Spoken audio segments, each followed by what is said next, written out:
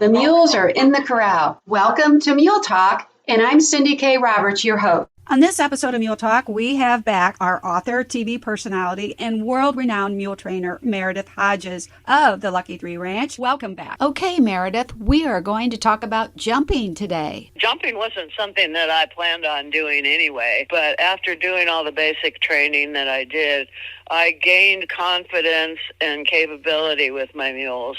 And it just, when we got into combined training, of course, we had stadium jumping, which we had done at the shows. And then I got confident through doing dressage and getting my animals in a good balance, a good postural balance, so they became a whole lot more solid in everything that they did. Oh, yeah. And at this point, at this point, boy, I'd ridden horses over jumps, and that just seemed like it was really unstable. And I thought, well, I don't need to break my neck. My mules. Mules are good at taking care of you, and they're pretty solid anyway in a lot of different situations, But, I heard that mules were excellent jumpers and everything, and after we got into dressage and worked on balance, good postural balance, and getting the strength of movement through the core, and that's not just muscles, that's getting everything symmetrically balanced and developed around the bones so that you have a good solid foundation. And that's what happens when you do dressage, because it addresses all those things at the deepest level. And I had never experienced that before, and I thought I was a capable rider and all that, but I soon discovered that where my animals, I could feel them touching the ground with their feet. Once we got that incredible balance, it was more like we were moving over the top of the ground, and only the toes were hitting the ground. And it was an amazing feeling of freedom having that kind of foundation. And that's when I decided that with my training materials, that when I began my video series, I was wondering how I was going to organize it, because, a lot of people think in terms of pieces. And when they communicate with me and they ask me questions, they go, do you have a video about foal training? Do you have a video about breeding? Do you have a video about trailer loading? Do you have a video about side passing? And all of those things are simply elements of a progression that needs to happen to really develop your animal in a logical sequential manner, just like we do when we rear children. Children are not born crawling around, and if you got a video about it, you still couldn't make them do it. They got this innate way of learning.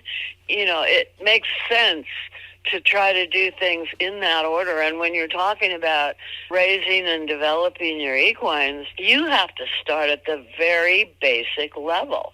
And that beginning is at feeding them, and housing them. And how are you going to do that? And how are you going to exercise all those elements that go with that? You don't want to get in trouble in a herd, so you feed them along a fence, and you stay on one side when you're feeding them, and you feed them on the other side by throwing the hay over the fence. And then when you go to get them, you don't go into the pen and chase them around, because that just sets up a game of them running away from you. You teach them the reward system of training by feeding the oats in the evening. That gives you your first access to the herd, and when they're turned out, you can call them in, and you can have those oats waiting for them, so they get the thing that when you call, that means oats.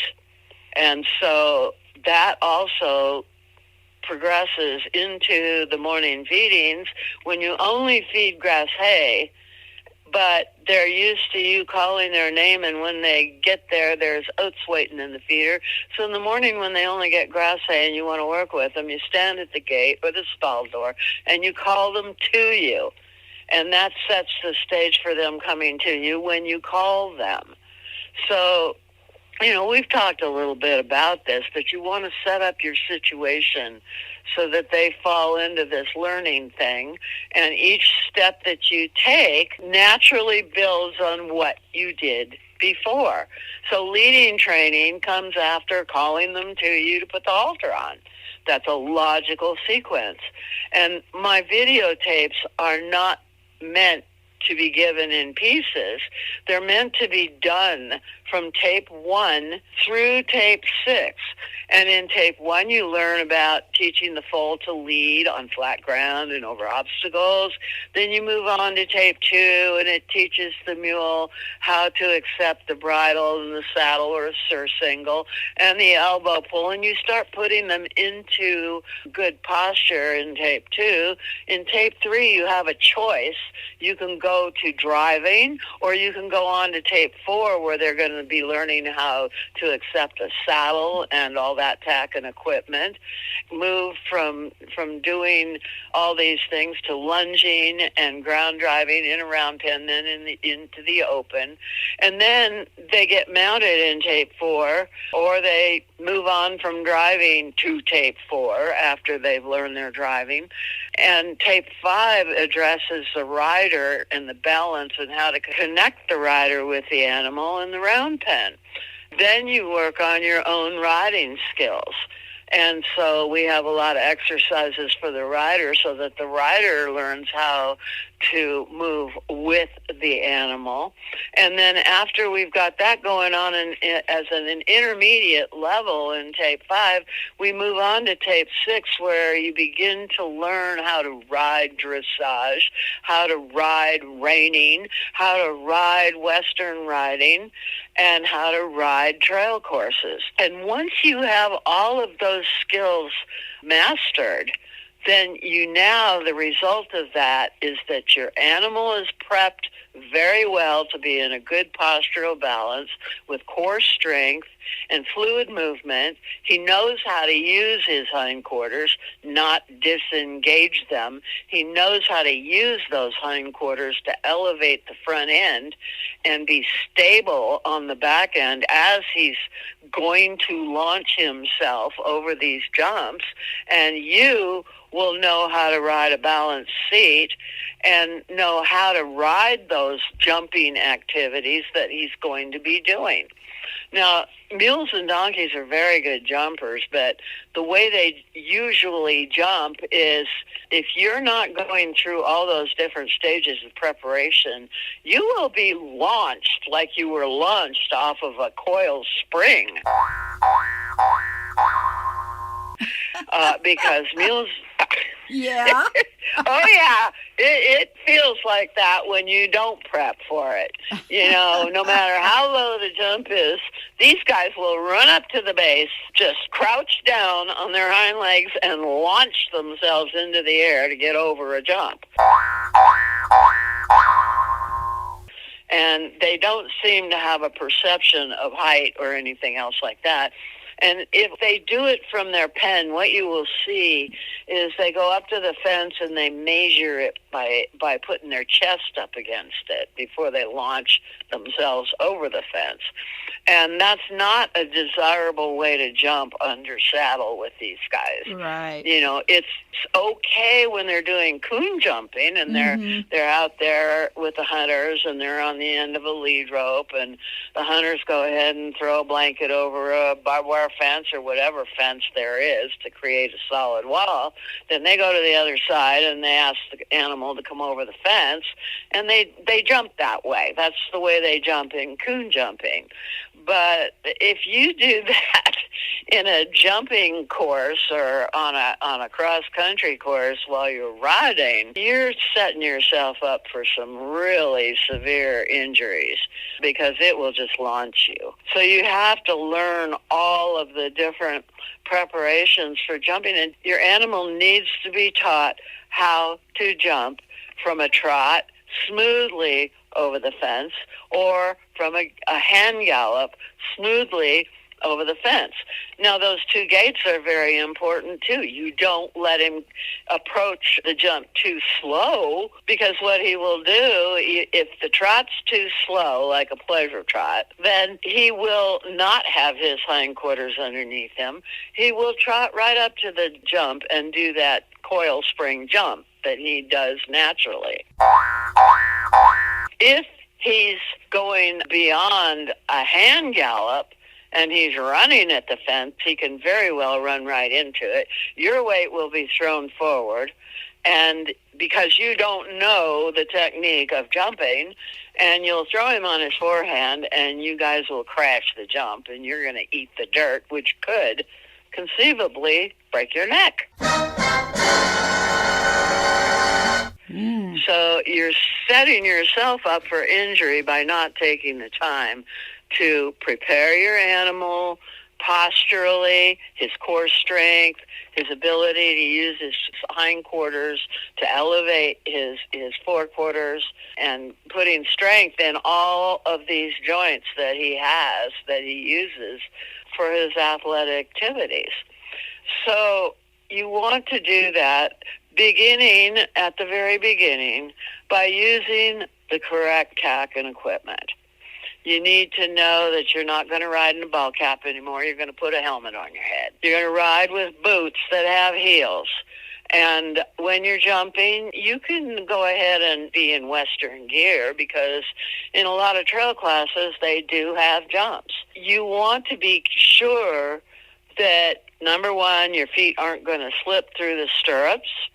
And if you are wearing Western boots, go the extra mile and put on half straps so that when you go over, your pants hanging loose over the boots don't get snagged on anything, any of the other gear that you have.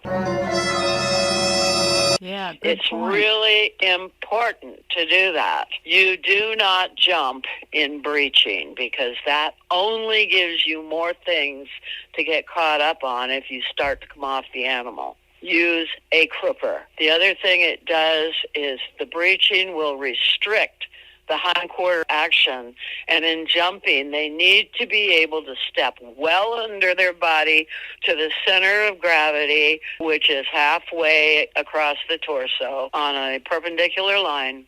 They need to be able to step well under and retain that contact with the ground throughout the launch. So that means that their back legs need to be able to fully extend as they're launching themselves into the air and over the jump. That's not something you think about very often, is it? No. But that's very important. We've mentioned it in terms of trail riding and riding uphill, that they need that. But when now you're talking about actually launching a 1,000-pound, 1,500-pound body over a jump, they need that contact, and they need to be able to do that. That you need to have going on. When you just are jumping them on the flat ground or at shows or something like that, a snaffle bit I found is fine, but you need to choose a snaffle bit that's not going to distract them. And there are a lot of bits out there that will. If your animal has learned from his ground prep work to be light in the bridle, which he should, if he's been schooled in the elbow pull, he should be able to operate on your little fingers and not have to pull against you at all. So anything that you do with your little fingers, he should automatically go on the vertical with his nose and arch his back and respond to you. But if he doesn't, a lot of the male mules are very strong in the bridle, and even some females, and definitely donkeys. Donkeys tend to lean on the bridle a lot, so I found that rather than just using your egg butt snaffle bit and an English bridle with a drop noseband to keep their mouths shut so they don't flip their tongue over the bit or anything, you may have to go to a Kimberwick, which is a bit that is kind of like a Western shank bit, but it has a direct rein action. Depending on where you put the reins on it, it may give you some leverage action that a shank bit would, a short shank. And it also has a chin strap underneath it. And it works very well with jacks, Little Jack Horner had to be in a Kimberwick because he was running right through the snaffle bed. He had a way he was going to do all this, of course.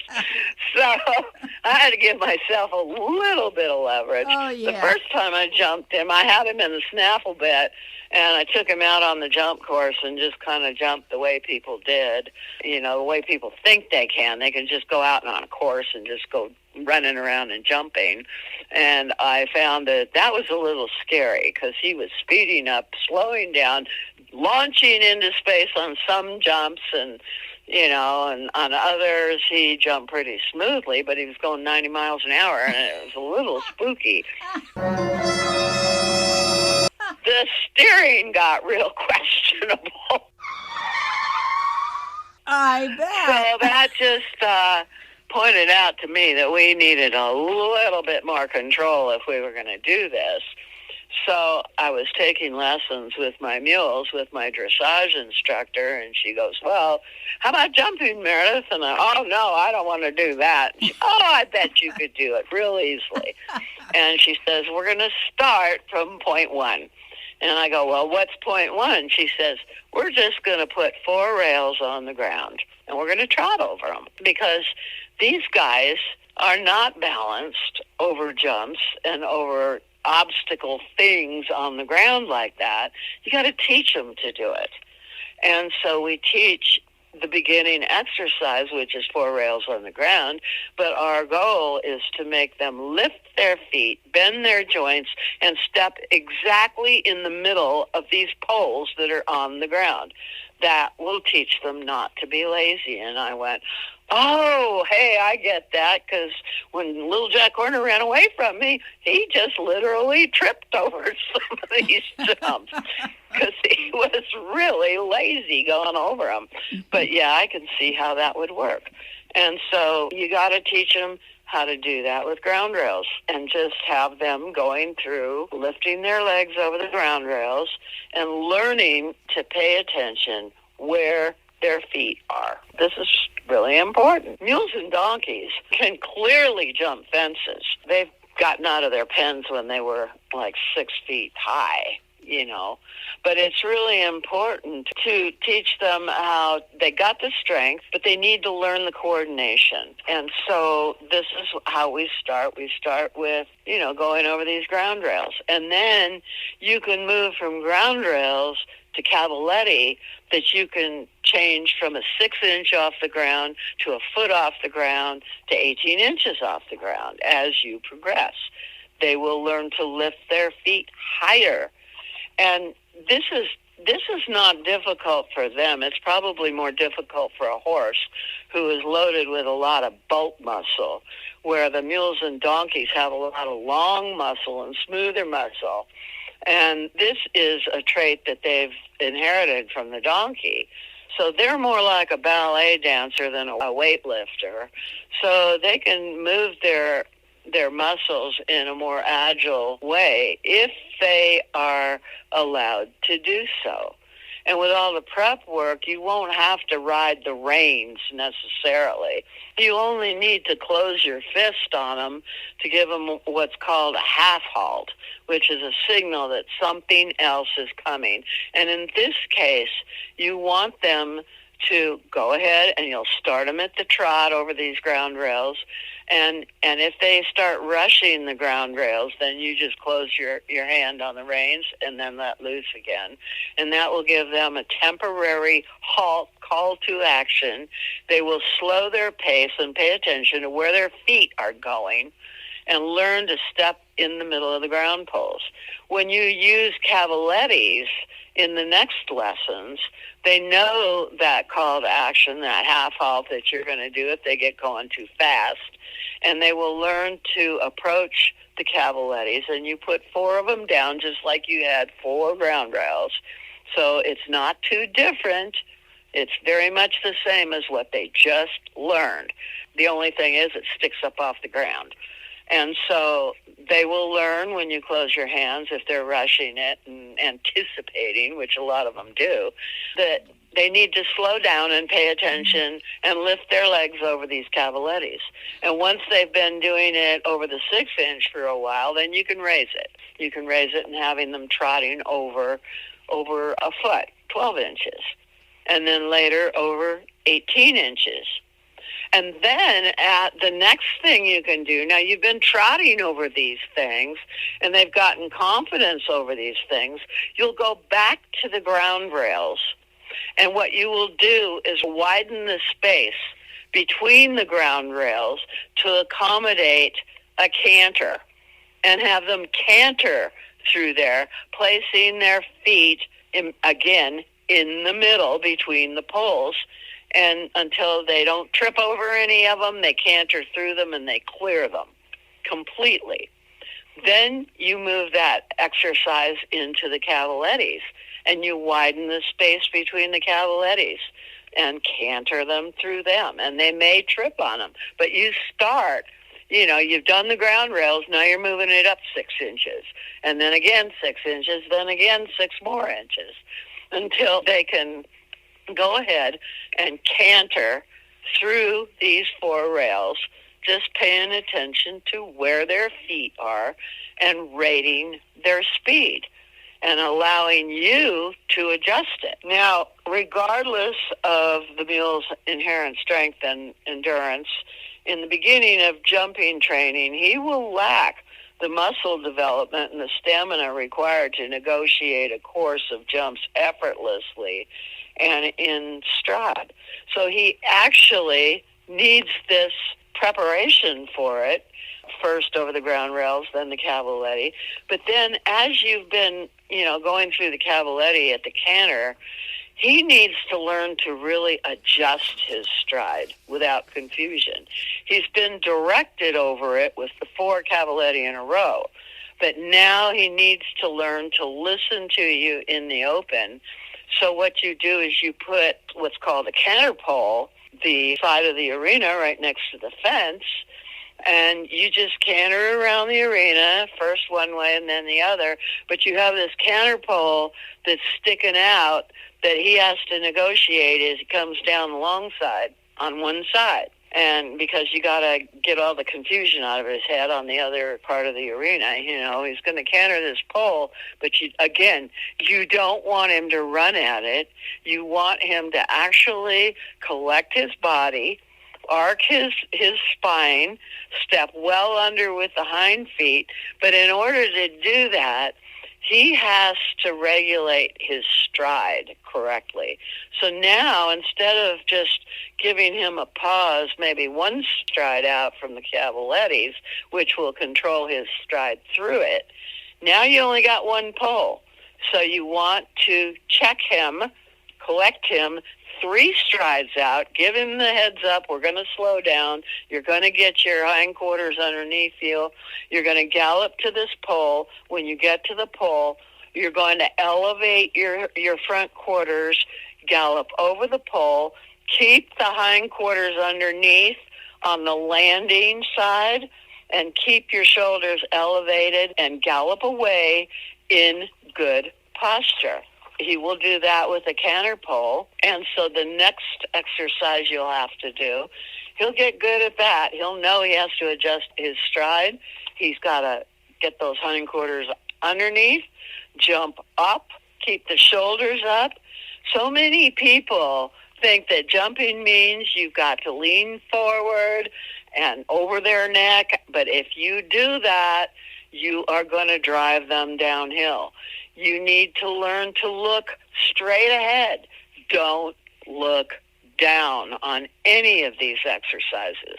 You look where you're going, you keep your balance seat back in the saddle, and allow the animal, when he starts to jump, You put your hands at the top of the shoulder on each side and allow him to come up to you. Don't lean over him and go down to his neck. This is something that most people don't even pay attention to, and they don't even know it's happened. But when you learn to ride correctly, that's what happens. Right. And there are 3 jumping positions that you need to familiarize yourself with.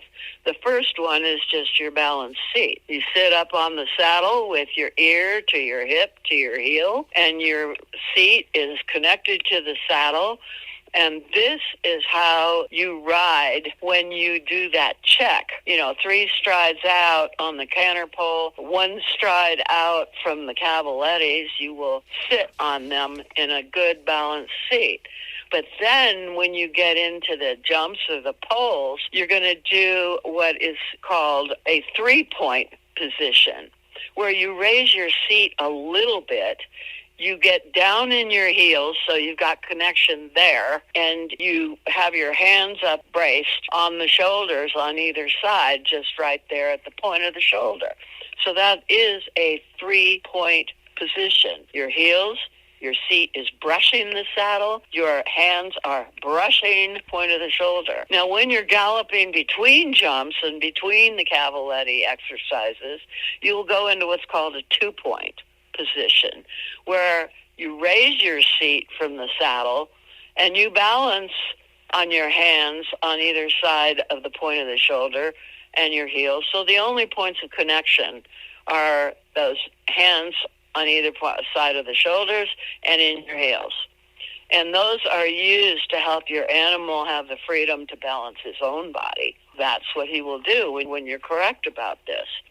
And then when you graduate from these cavaletti and the canter pole, the next thing you're going to do is really teach him how to jump. And so you're going to have the cavaletti at the 18-inch position, and you're going to go, but you will start at 6 inches still. And you're going to add 2 ground rails that will allow him to know when to balance his body and bring his hindquarters underneath him by your check. And these things will be 1 stride out at the front and back of the cavaletti. So he will go over this ground rail first and do what's called a bounce. He'll bounce into the area before the jump that's between the ground rail and the jump, and bounce out of it after he's gone over the jump. And this helps him to keep his hindquarters underneath him and still raise his shoulders, because when he goes over and he's unskilled, he's going to think that he can just dump everything on the forehand and gallop off. This stops them from doing this and teaches them how to stay collected, stay in control of their body all the way through, before, over, and after the jump. So when they gallop away, the hindquarters will still be underneath, the front end will still be in elevation. You got to ask yourself, does my animal possess the strength of body to carry him from the hindquarters with sufficient impulsion, rhythm, and balance? Can he readily lengthen or shorten his stride to accommodate the distance between and to his fences? These are what these exercises are all about. And when your animal gets very strong at the core from doing these exercises, these adjustments can be easily made by the equine, and he will not throw his weight on the forehand. He will maintain his good jumping posture. Remember, when the animal is well schooled in jumping, he'll carry his body with ease and make the smooth transitions from an uphill balance. So before you start jumping, this is what you should really do. It takes patience and time, exercising your animal over all these different things and not moving on to the next step until he's very competent. And you can tell if he's not competent, because if he moves to the next step and he gets awkward, it's time to go back to the step before.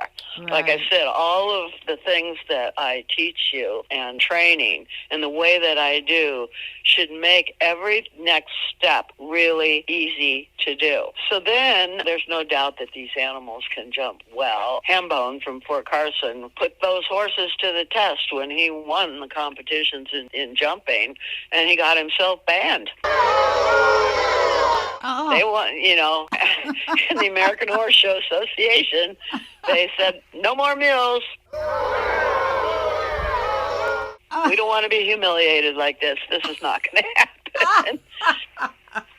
Because the mule has a lot of natural jumping ability, he gives people a false sense of security that maybe you don't have to go through all this preparation, of rating their speed and on their strides to the jump and all of this kind of stuff. But you really do. You need to do that if you're going to jump safely. And even these coon jumpers, when they go out, they may pick a mule that's big enough to ride, but when it comes to going over the fences, they'll get off and just lead them over the fences, And then, like I told you, we entered into combined training, which is dressage, stadium jumping, and cross country. And that's where I learned how critical it is to have your animal's core strength built up, have his balance impeccable, have his postural way of going impeccable, again, according to the laws of physics.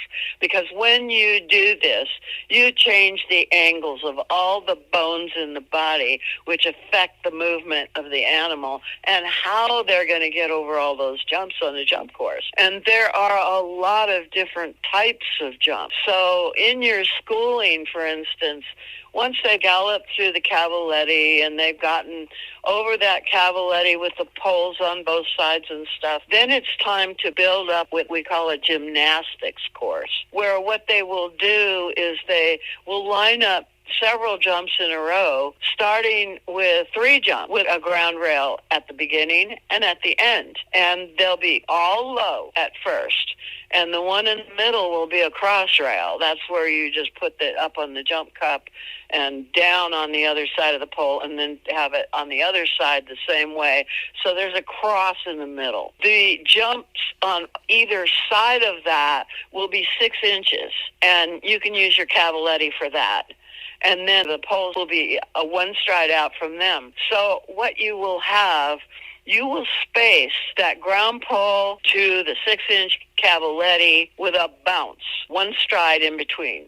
And then to the middle jump or the cross rail, you'll do 1 stride. So it will be a little bit longer. They will bounce into the space between the ground rail and the 6-inch cavaletti, get over that cavaletti. They will be able to come in, put their hindquarters down onto the ground again and take a stride and then go over the cross rail. There will be that same distance on the other side of the cross rail, and then they will bounce out of it after the 6-inch jump in the ground rail on the other side. And those kinds of gymnastics can be done from either direction, and you can add as many as 5 jumps in there. You keep them all low at first, and then what you do is you raise the one that they're going to go over in the middle. You raise that 6 inches first and leave all the other ones low. Then you raise the ones on either side of that 6 inches as you're building up this gymnastic course.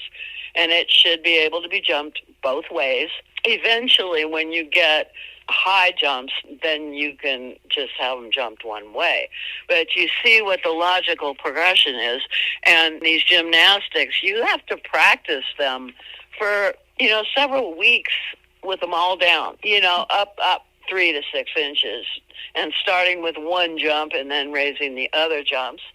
There are 3 distinctive jumps that are in that, 2 of them are in that gymnastics series, and that is a vertical jump, which is all of the ones you start with.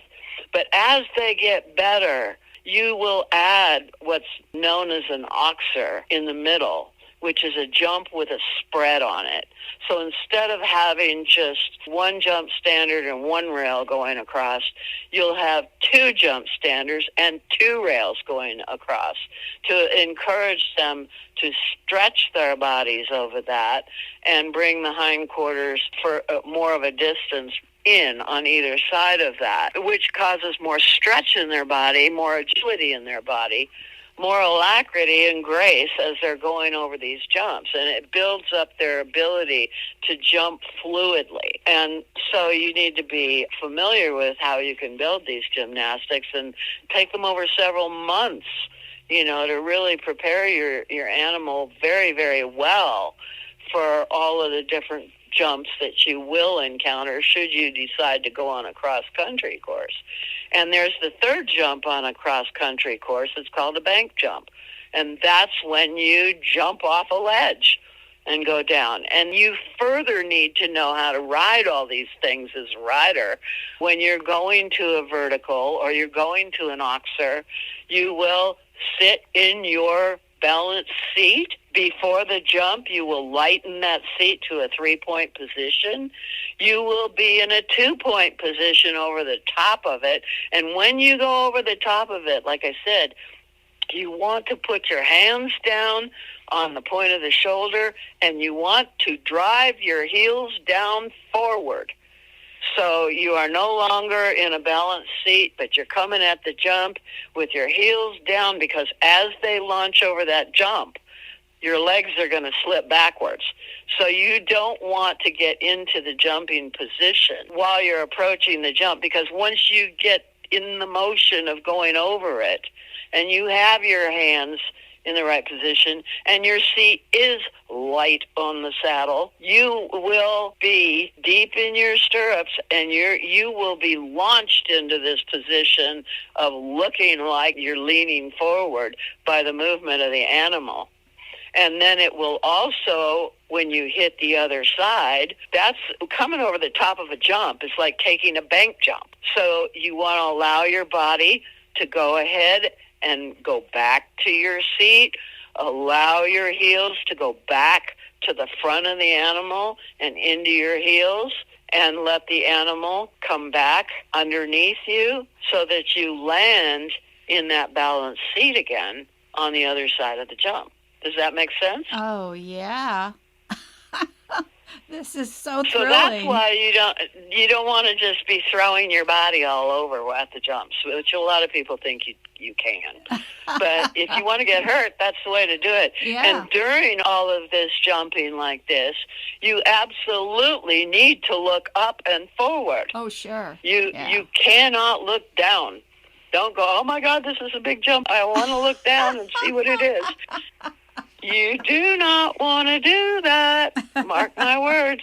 Maybe CT and I went and did combined training for 3 years, but we were adequately prepared by my dressage instructor to do this, who also competed in dressage stadium jumping and cross country with horses. And she didn't see any reason I couldn't do it with the mules, and she was willing to teach us. So she taught me all this stuff, and we got out there on the cross-country course, and in the first year, we actually placed 8th place out of 15 animals in our division, in our novice division. It was outstanding for the first time. Well, yeah. The second year, we placed second out of 15 over the 3 different disciplines. The third year, we placed first, and not only did we place first in our division of 15 animals, but we also placed first overall in all divisions, or in all the different divisions, pre-novice, novice, preliminary jumping, and all that. And we placed first over 56 horses in the dressage. Wow! That is phenomenal. Wow. It really, really was. But you see, that came from being in a good postural balance and moving her body correctly and me situating my body correctly through all of it. Wow. And I learned a lot, too, about how these animals really use every muscle in their body and how devastating it really is to train your animal because of this Western pleasure thing. Very few animals are taught how to reach under with their hindquarters. In fact, they're always telling you to disengage the hindquarters, to make them go slow, so they're kind of tiptoeing through the Western pleasure class. And all that does is put all those muscles that aren't used at risk. Sure. And I never really envisioned it because, of course, when you're riding, you can kind of feel it, but you can't see it. They played a movie one time for us in the evenings between the 3-day event, and they said, this is how a really good dressage horse moves, and this is how a horse that hasn't had the proper training moves. And what you really saw was that front and back were moving, but there was a really stationary thing going on in the torso. Yeah. And, and they didn't have a rider on it. They had the animal just moving. They were lunging him, and this is the way he learned to move. And so he was kind of stoic in the middle. He wasn't using his rib cage and his abs. And he was kind of arching his back, but not really. And then they showed one that was correct. And you wouldn't believe how much ripple there was over the ribs with all those muscles that were moving. The whole animal was moving. I was astounded at the difference. Wow. It was something I had never seen before. And I thought, wow, this is great. And I thought about, golly, if we're out there jumping our animals and even doing dressage and even on flat ground in a stadium coming up, how you could conceivably break your back, break your neck, and all these serious injuries that you hear about with people. And one of the things that really got me emotionally the most was when Lee Horsley told me about him falling. We covered this in the movie thing. Right. Him falling off a horse and then having to go back and film after he had broken his jaw and really wrecked himself up pretty good.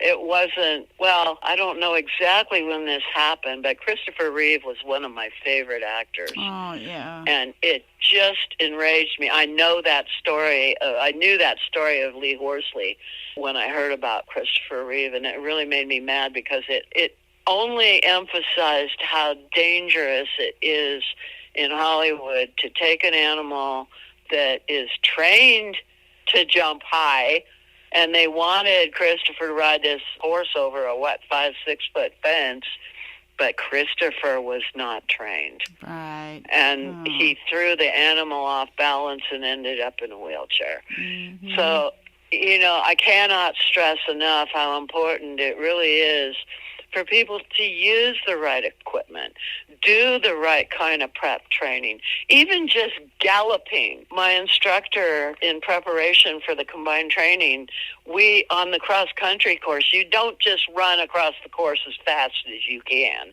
and jump 20, 30 jumps over 3 miles as fast as you can. There are ideal times they want you to come in. And if you don't come in that time frame, at your level, and it changes from, pre-novice to novice to preliminary and all of that, you are automatically eliminated. So what we did was we put a start point along a fence and put the paint on the post. And then my instructor went so many meters out, and we put another paint thing on the post, and she stood there with a stopwatch. And she goes, now I want you to gallop. Do a hand gallop between these 2 posts, and I'm going to time you. And I want you to get used to traveling at that speed. That is a hand gallop. It's not a full-out gallop. And you want to keep that speed throughout the entire cross-country course. And as you're going in between the jumps, I want you in your 2-point position. Then as you approach the jumps, learn to gauge the 3 strides out, sit in your balance seat, take your 3-point over the jump, return to your balance seat, then back to 2-point between the jumps, and still maintain this speed. So you will come in at the optimum time for your level, and actually learn to do that. Actually learned how to feel the speed that I needed to be at, that I needed to have my animal galloping at, to be able to not only just gallop between 2 points, but to take 20, 30 jumps in between two, going up and down the hills and into the canyons and jumping off banks and all of this stuff, and still maintain that rhythm, still maintain the cadence. And in doing so, we always jumped safely through everything. And my mule was so happy. She really enjoyed it because I had not overfaced her at any stage. We went through every stage, and every stage built upon the stage before. Now, you would think that jump courses in an arena are really easy. No, they're not.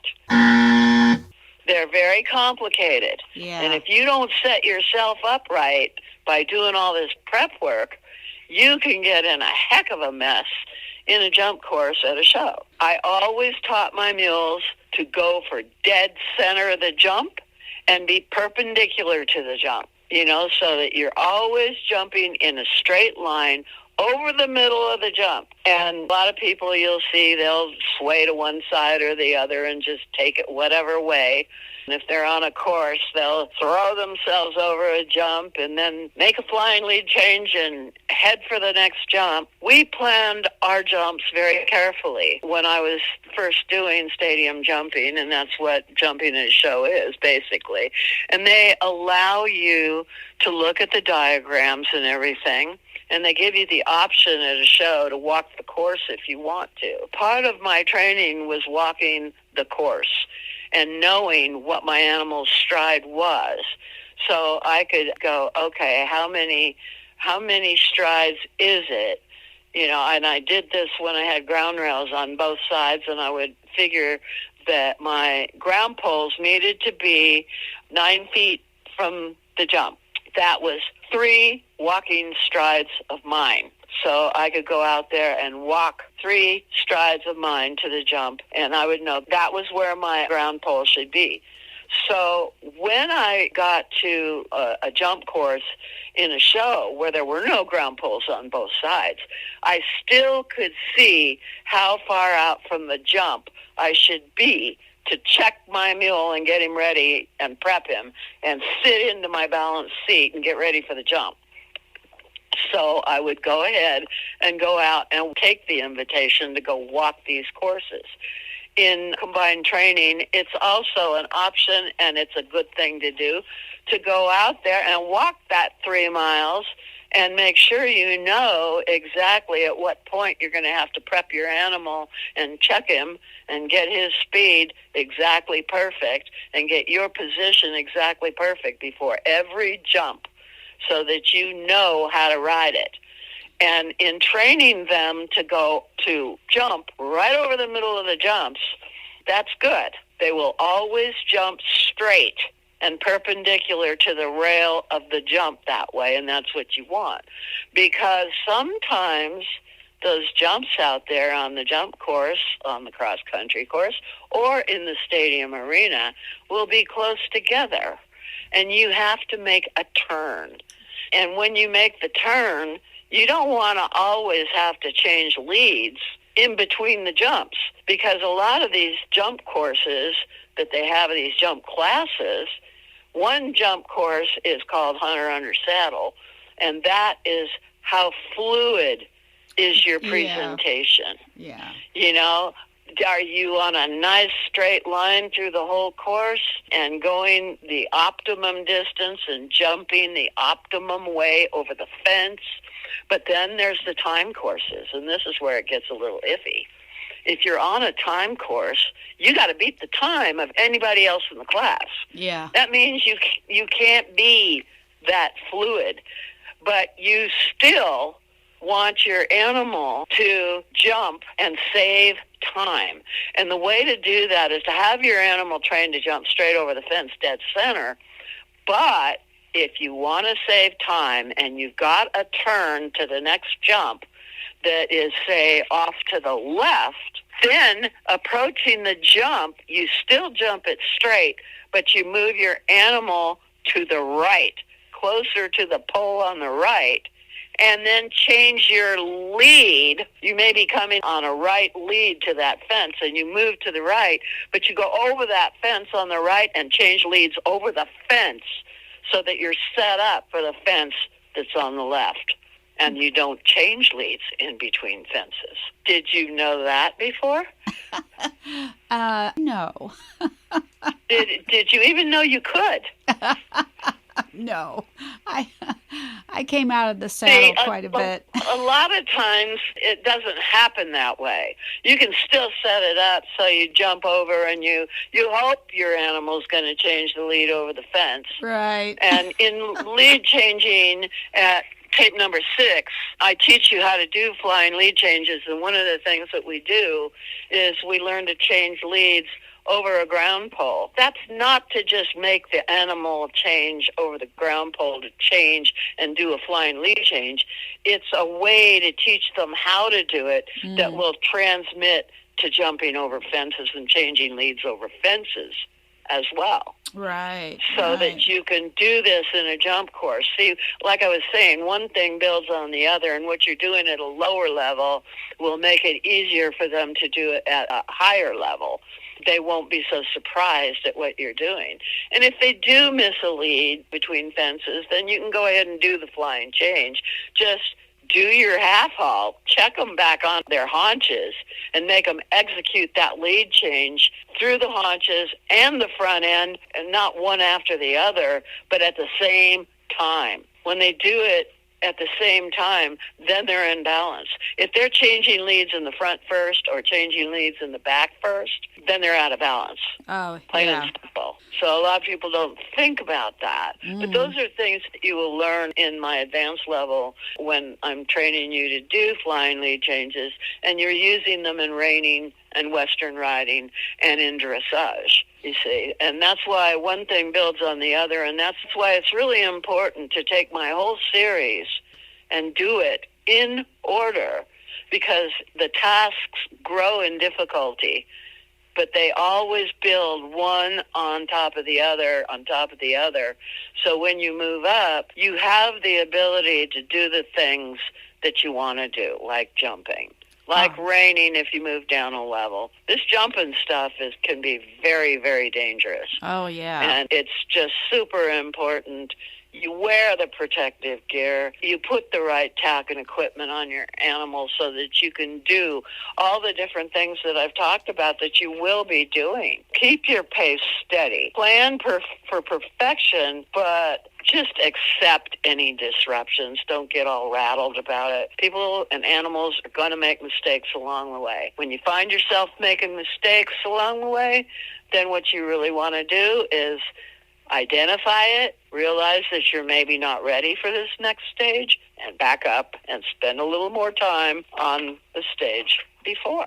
There you go. And now, you have some books or videos on what we just talked about today? Yes, I do. One of the books that I have is actually a manual that is organized in conjunction with my videotapes, and it's called Training Without Resistance.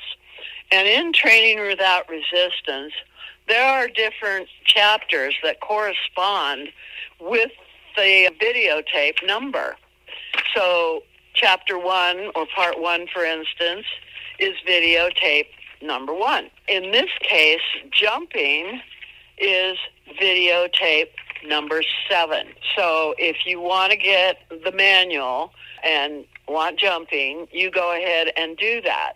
Now, there is another manual called Equine Management and Donkey Training, And it has all the prep management stuff in it that we were talking about, feeding management and stuff like that. But the other thing that it has is it has a section in part 10 of that one that corresponds with videotape number 10, where there are a few things that donkeys do a little differently, but it also covers donkey jumping. So you would want to go to those two manuals if you want more information on jumping, realizing that chapters number 1 through 6 in Training Without Resistance is the prep work. Number 7 is the jumping in Training Without Resistance.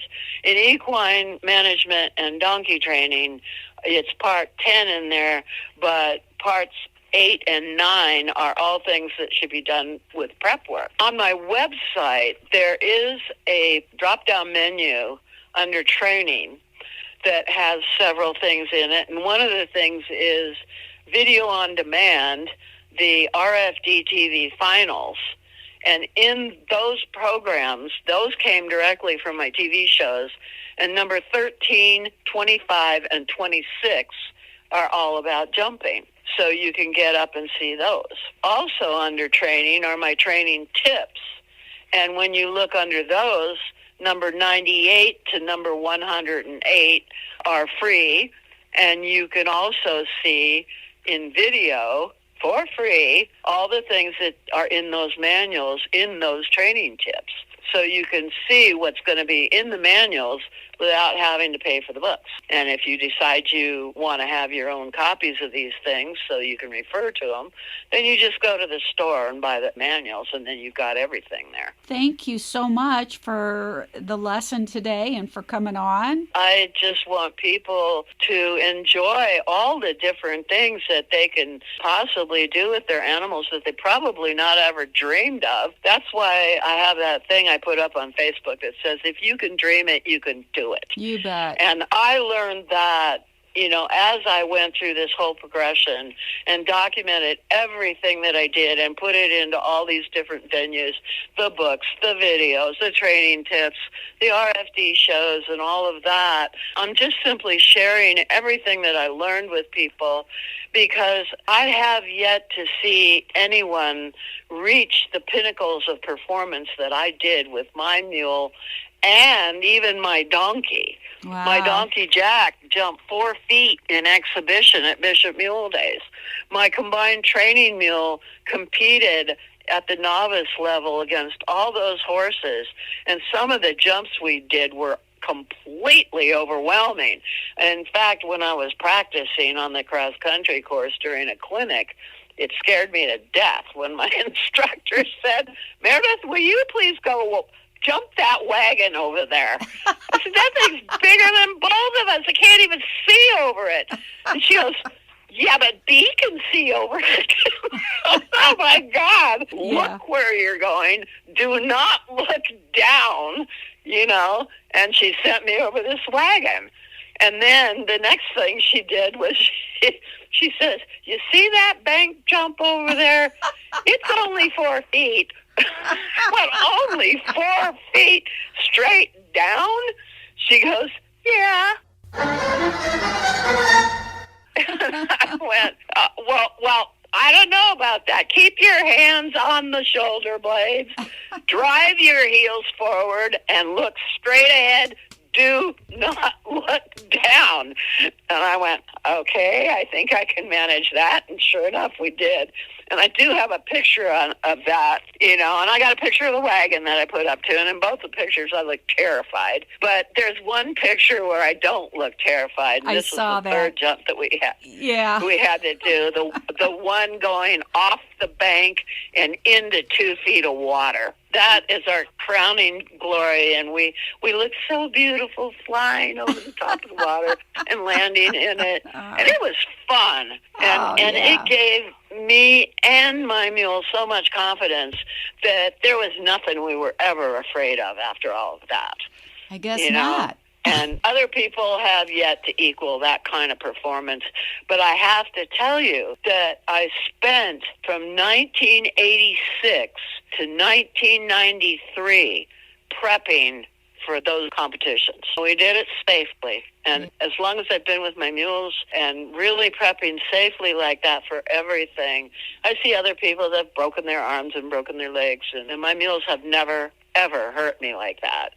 The only one that did was my contractor when he was remodeling my house. And I was coming back from the grocery store, and he strung an extension cord across the doorway, and I tripped on it and broke my ankle.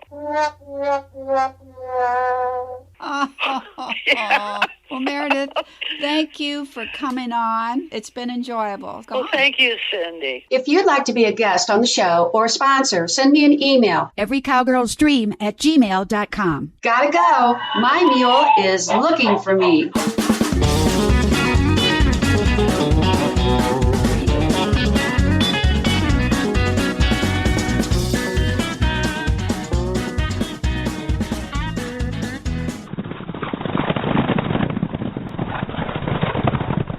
Mule Talk is an Every Cowgirl's Dream production.